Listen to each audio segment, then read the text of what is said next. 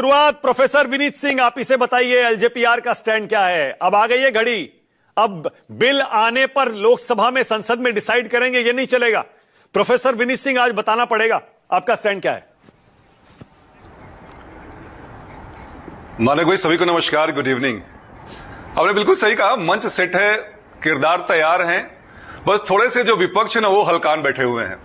हालांकि मैं उनको आश्वस्त कर दूं कि हलकान होने की जरूरत नहीं है, क्योंकि एनडीए जब भी कोई बिल लेके आती है तो दलित, शोषित, वंचित और अकलियतों के लिए हित में होता है, चाहे 370 हो या 3 तलाक की बात कर ले।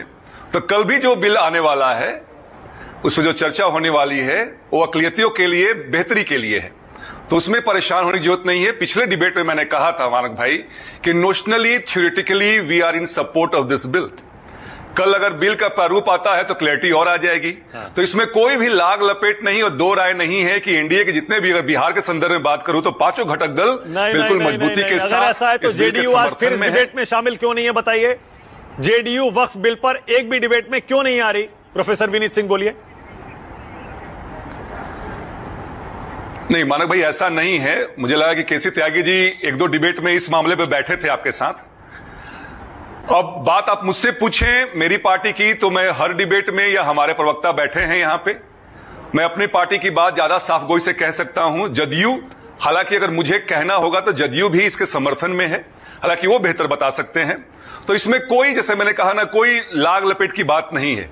जो भी एनडीए के घटक दल हैं वो बिल्कुल श्योर हैं कि we are with this modification, संशोधन के साथ हम खड़े हैं। ठीक है, आपने देखिए जेडीयू की तरफ से पहले तो कहा कि गठबंधन के सारे 5 दल इस बिल के पक्ष में है, लेकिन जब मैंने कहा जेडीयू नहीं आ रही तब आपने कहा मैं जेडीयू की तरफ से पूरी श्योरिटी से नहीं बोल सकता। ठीक है, बिल्कुल सही है, आप एलजेपीआर के प्रवक्ता हैं, लेकिन मैं ये कह रहा हूं आप भी समझिए ना कि विपक्ष ने आपको आपके मुस्लिम वोट के बीच में और इस वक्फ बिल के बीच में फंसा दिया है।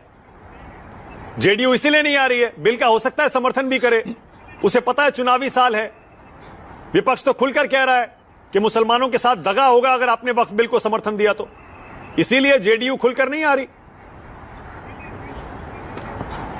मानक भाई, मैं बार बार कहता हूं कि एनडीए जो है धर्म और जात पे वोट नहीं मांगता है, अपने काम पे वोट मांगता है। और कारण यही है कि हमें 12% वोट आए हैं 2024 के लोकसभा चुनाव में। और ऐसा कोई भी स्कीम बता दें, बार बार कहने की जरूरत नहीं है कि जो किसी भी धर्म को बांटता है या डिफरेंशिएट करता है, सबके लिए यूनिफॉर्म है, चाहे स्टेट के स्कीम्स हो या सेंटर के स्कीम्स हो।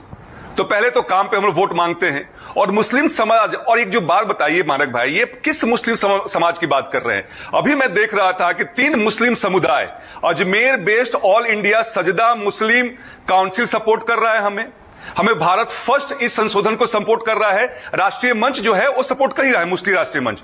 तो क्या 5 से 7% जो लोग अपने वेस्टेड इंटरेस्ट के साथ अपोजिशन के साथ हैं उनकी बात माने, क्या जो 90 से 95% जो बहुसंख्यक मुसलमान है उसकी बात माने? ठीक है, ओके, ऑल राइट, हम उसके लिए काम कर रहे हैं। ठीक है, ओके, मैं समझ गया, ओके। अब रोहित